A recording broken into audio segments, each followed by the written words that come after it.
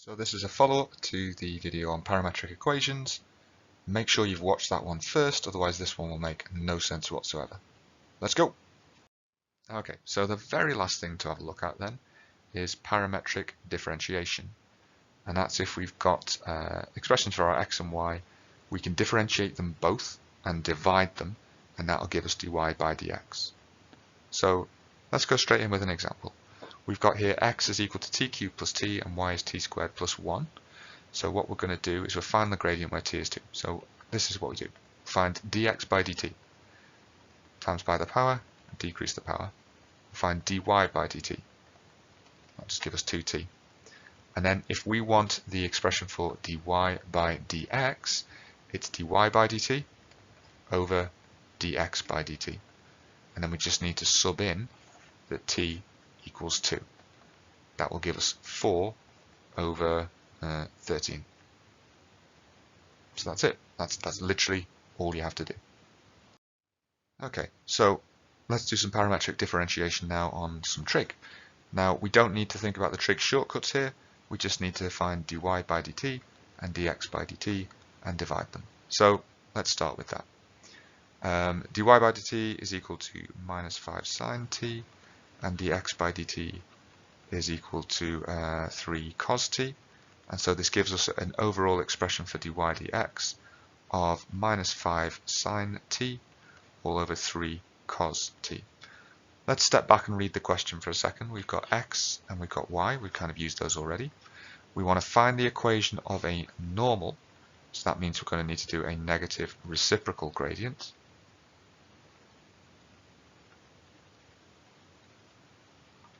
And we want to find the equation. And if we want to do the equation, that means we need m, x1 and y1, because we want to do y minus y1 equals whatever. So we found an expression for dy dx here. How are we going to find our gradient? Well, we just need to take the t value we've got, and we need to substitute that into the equation. So this will be equal to minus 5 sine of pi over 6 over 3 cos of pi over 6. Now this is very much the point where I will be typing that in my calculator, and that would tell me that overall this is minus 5 over 3 root 3. Now are we done? No, because this is a negative reciprocal gradient we want. So m that we're going to use is flip the fraction, 3 root 3 over 5, and change the sign from a negative to a positive. That's what we're going to use for our gradient. But we don't just need m if we want to find the equation of a line. We need x1 and we need y1. So how do we do that? Well, x1 is just going to be 3 sine pi over 6, because that's how we find an x coordinate, and we know that t equals pi over 6 at that stage. Y1 is going to be equal to 5 cos of pi over 6. And that will give us, again, if we type these in, that x1 is 3 over 2 and y1 is equal to 5 root 3 over 2.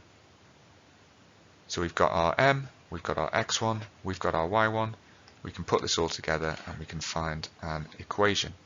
So we'll go y minus y1, so y minus 5 root 3 over 2 is equal to m, 3 root 3 over 5, x minus x1. And to be honest, the question is done at this stage. We don't actually need to expand this out and simplify it, because it hasn't said to put this in a specific form. I might, if I was feeling generous, 3 root 3, that should be over 5. I might expand it, but I don't feel like there's anything to be gained from it, so I'll just add the 5 root 3 over 2 across. Okay, so let's finish off with some actual exam questions that put all this stuff together. So we've got here x is 2 cos 2t, and we've got y is 6 sine t, and we're told t is between 0 and pi over 2. So we want to find the gradient of the curve at the point where t equals pi over 3. So that means that we're doing dy dx, doesn't it? So let's work them out. dx by dt is equal to, so this is a chain rule, this will go down to minus 4 because it's going to go to minus sine 2t, and dy by dt is just sine goes to cos, so 6 cos t. This would mean that overall our dy by dx, remember we put the y1 on top, is 6 cos t over minus 4 sine 2t. Now we want to find the gradient at the point where t equals pi over 3, so we're going to need to sub that in and get that we want 6 cos pi over 3 over minus 4 sine 2 pi over 3. Remember it's 2t, not just t.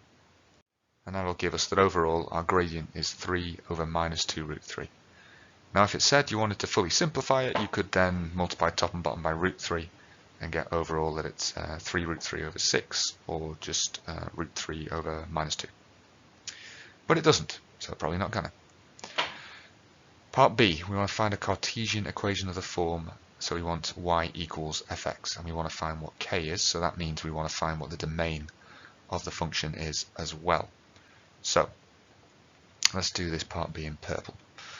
If I want to find the Cartesian equation of a form, and I've already got its gradient, no, I don't want to find a tangent, so we're still going to have to combine together x and y in some sense. I've got cos 2t and I've got sine t. Now the equation, or the equality, identity that strikes me is this one. Cos 2t is equal to 1 minus 2 sine squared t. And the reason that appeals to me is that we've got something involving cos 2t and we've got something involving sine t. Now how could we use that? Well, we know that x is equal to 2 cos 2t, so we could also say that x over 2 is equal to cos 2t, and we could say y over 6 is equal to sine t.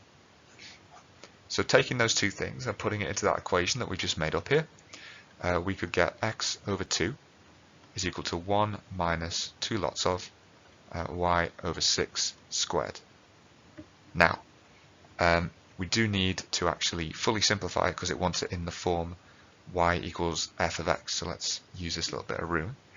We first have to expand out this square, so that's going to be y squared over 36, and then we're going to times it by 2. So we'll end up with x over 2 is equal to 1 minus, this will be y squared over 18. So that's y squared over 36 times by 2. What would we do with that next? If we want this to be y equals, I reckon timesing everything by 18 is not a bad idea, because that'll just give us y squared on its own. So if we do that, we'll get 9x is equal to 18 minus y squared. But we want this to be y equals, so we're going to first have to obviously move the y squared across to this side, and so we've got 18 minus 9x, and then square root everything, and so we've got overall our expression is the square root of 18 minus 9x. So we've had to use the correct trig identity and then plug it back in. Now it does say we need to define the domain as well, so let's do that in blue. So for our domain, remember, we'll say this is the range of the x function. So this is the range of 2 cos 2t for t between 0 and pi over 2. So again, you'd have to think what cos looks like. Cos is a bucket. It's going to be, this would normally be at pi. No, that's wrong. That would normally be at 2 pi. But we're only going from pi over 2. But this is cos 2t, so it'll cut in half. That'll be to pi, and this will be to pi over 2. So our range of this function would be anything from 1 down to minus 1. So our domain for this function is going to be k being from minus 1 to 1. Okay, and then lastly, we want to write down the range of our function. Now remember, the range, let's do this in red again, is equal to, well, sort of red, is equal to the range of the y parameter. So it's equal to the range of 6 sine t. I've made a little bit of a mistake there, haven't I? Yeah. So the domain of that function wouldn't be between minus 1 and 1, would it? It would be between minus 2 and 2, because it's 2 cos 2t, not just cos 2t. Okay. So we're going to need to use that here as well, aren't we? Yeah. So k is equal to 2. So we want to do the range of 6 sine t between 0 and pi over 2. Now sine looks like this. Pi over 2 would cut it off early though. We'd only go from here to here. And so our range, let's try and draw this even better, our range would be all the way up to 6 and all the way from 0. So our range is just going to be that 0 is less than y is less than 6. Okay, so that was a proper exam question. Let's do another one. So we've got here an expression, x is t cubed minus 8t and y is t squared, and t is our parameter and a is where t is equal to minus 1. We want to find the coordinates of a. So this is just a case of subbing in minus 1. So we can say x is equal to minus 1 cubed minus 8 lots of minus 1, and y is equal to minus 1 squared. So x would be minus 1 plus 8 would be 7, and y would be minus 1 squared is 1. So our coordinate is 7, 1. We're told L is a tangent to the curve at this point, and we want to show that this is an equation for L. Now if we want to find the equation of a tangent, we obviously need the gradient, we need an x1, and we need a y1. And we've already found our x1, y1 when we found this coordinate. So that's going to be 7 and 1. So we just need to find, therefore, a gradient. So let's do this in purple. So we want to find dy by dt and dx by dt and do a division of them. Dy by dt is obviously just 2t. Dx by dt is equal to 3t squared minus 8. And so our dy by dx is equal to the y1, that's the 2t, over 3t squared minus 8. And our t value is equal to minus 1, so we can substitute that in there, and we can get this is equal to, that'll be minus 2 on top and minus 5 on the bottom. So that'll be 2/5 as our gradient. So putting this all together, we're going to use y minus y1. So y minus 1, because our y coordinate was 1 in part A, is equal to m, so that's 2/5 lots of x minus x1, so x minus 7. Does that look like we want it to look? Well, not yet, but we could times everything by 5. That feels like a good plan to me. That would give me that 5y minus 5 is equal to 2 lots of x minus 7. So simplifying this out, 5y minus 5 is 2x minus 14. And then let's get everything across to the left-hand side. 0 is equal to 2x minus 5y minus 9. Shown.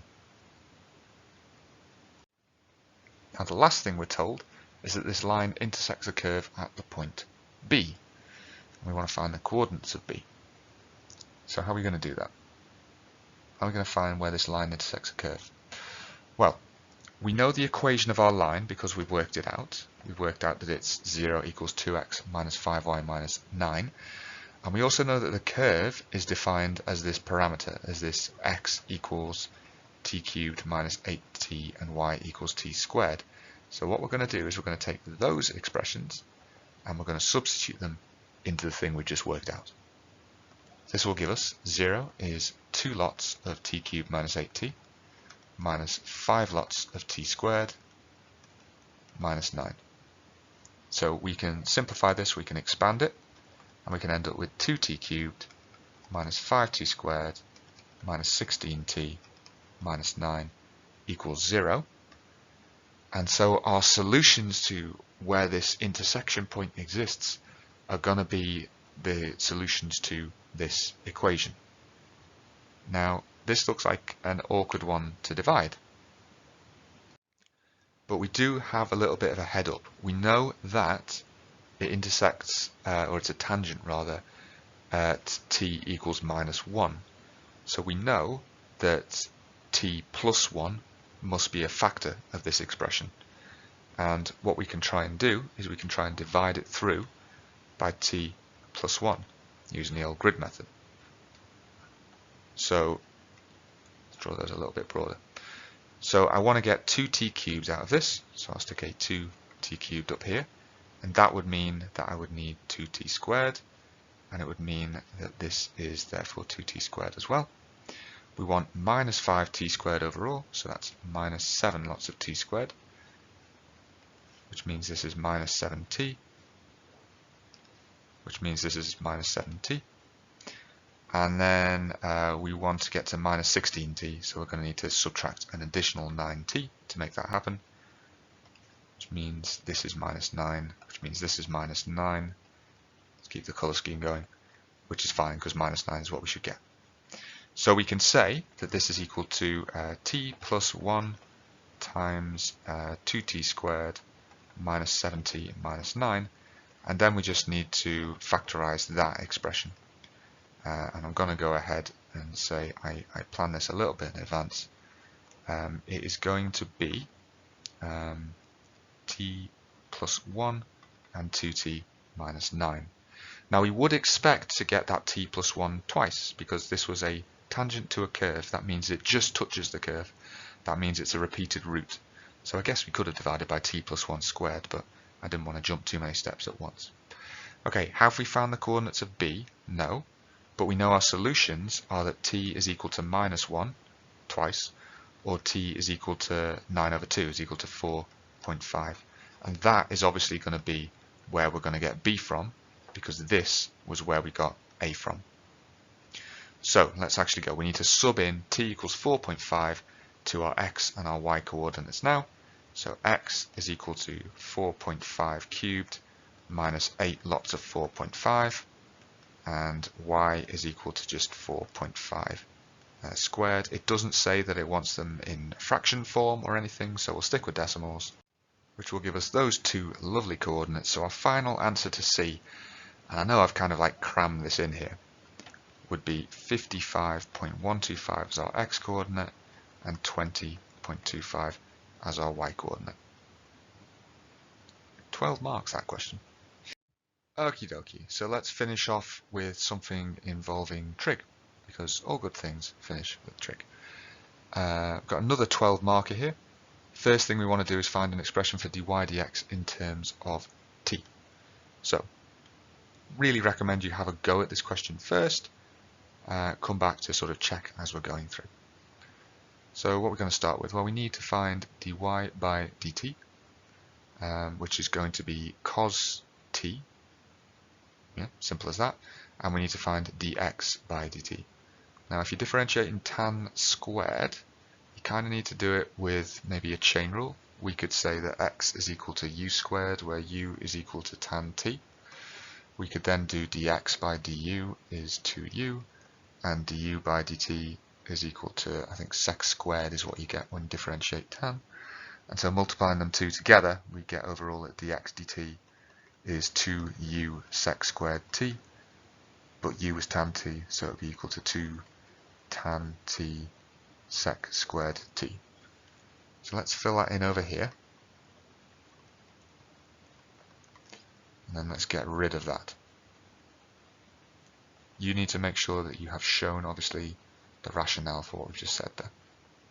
But it was using a chain rule to differentiate our x. So our overall expression for dy dx then is going to be cos t on the top and 2 tan t sec squared t on the base. We need not simplify our answer, to which I say, good, thanks. Then part B, we've got to find the equation of a tangent to the curve at this particular point. So we've got t is pi over 4. If we want to find the tangent, then we need to know an m, an x, and a y. So we're going to need to do three things. We're going to need to find a gradient first, and then we're going to need to find a x-coordinate and a y-coordinate. Let's find the gradient first. So m is going to be equal to, because it's tangent, so it's not negative reciprocal or anything, just cos of pi over 4 over 2 tan of pi over 4 times sec squared of pi over 4. So we're literally just going to substitute the t value they've given us into the equation that we've got. And substituting that all in gives us root 2 over 8 as our gradient. Not the nicest, but also not the worst. So we also wanted to find an x expression, so we need to sub pi over 4 into tan squared pi over 4, which I think just gives you 1 squared, so just 1. And we need to sub it into y, so that'll give you sine of pi over 4, which I think is root 2 over 2. Yes, yeah, it is. So we've got our m, we've got our x, we've got our y. We can put them all together, and let's do this in blue. To find our equation of our tangent, that's going to be y minus y1, so y minus root 2 over 2 is equal to m, so that's root 2 over 8, x minus x1, so x minus 1. So we need to read the question carefully. It wants the answer in the form y equals ax plus b. So we've got a little bit of rearranging to do here. We obviously need to add the root 2 across. We also need to expand our bracket. So we'll have root 2 over 8x minus root 2 over 8 plus root 2 over 2. And we can just obviously combine those surds together on the calculator. And we can say we've overall got root 2 over 8x plus 3 root 2 over 8. There we go. That's part B. 8 marks down, 4 to go. Part C, if I want to find a Cartesian equation of the form, and interestingly here it wants it to be in the form y squared equals, which is good. So in this case, we've got tan and we've got sine. And those two things don't link together incredibly easily. What I would say is we're going to have something like this. So tan squared is equal to sine squared over cos squared. And I think that's the link that we want to make here. We know that y is equal to sine, so we can obviously put a y squared in place of this. We know that x is equal to tan t, so we can put an x squared in place of this. And it's just how do we deal with this cos squared scenario? I think we're going to have to use sine squared plus cos squared equals 1 again. It always comes up, doesn't it? So we know that sine squared plus cos squared equals 1. We know that sine squared is y squared plus cos squared equals 1. So we could then subtract that and say we've got cos squared is 1 minus y squared. So I think that's all the substitutions we need to make. So what have we got now? If we make those substitutions, we'll end up with x squared is equal to y squared over 1 minus y squared. And that's a Cartesian equation, I suppose, but it's not in the form they want. They want it to be y squared equals. So what do we do with this? Well, we're going to follow the golden rules of method. We're going to multiply across by that 1 minus y squared. We are going to expand our bracket. So x squared minus x squared y squared equals y squared. We are going to collect our terms together. So we want to collect our y squareds. So x squared is equal to y squared plus x squared y squared. We're going to take out a factor. So that's going to be x squared is y squared lots of 1 plus x squared. And then we're going to divide. So our final answer would be that y squared is equal to x squared over 1 plus x squared. And we're done. Cool.